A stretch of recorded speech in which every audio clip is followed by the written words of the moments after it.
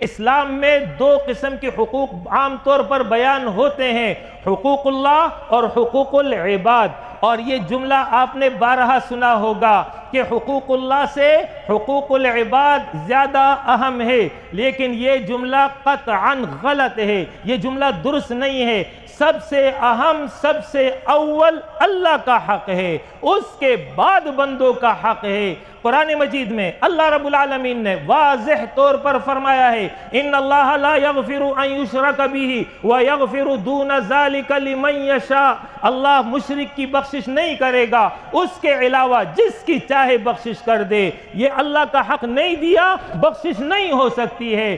اللہ نے کسی اور کے حق کے بارے میں یہ نہیں فرمایا کہ فلاں کا حق نہیں دیا تو بخشش نہیں ہوگی۔ تو یاد رکھیے، حقوق اللہ اور حقوق العباد دونوں اہم ہیں، دونوں ضروری ہیں، لیکن اہمیت اللہ کے حق کو حاصل ہے۔ ایک شخص نماز نہیں پڑھتا ہے، روزہ نہیں رکھتا ہے، زکوٰۃ نہیں دیتا ہے، لوگوں کے ساتھ حسن سلوک کرتا ہے، یاد رکھیے قیامت کے دن اس کا سخت محاسبہ ہوگا، بچ نہیں سکتا ہے اگر اس نے تساہل سے کام لیا۔ لہٰذا اللہ کے حقوق بھی لازم ہے اور بندوں کے حقوق بھی لازم ہے۔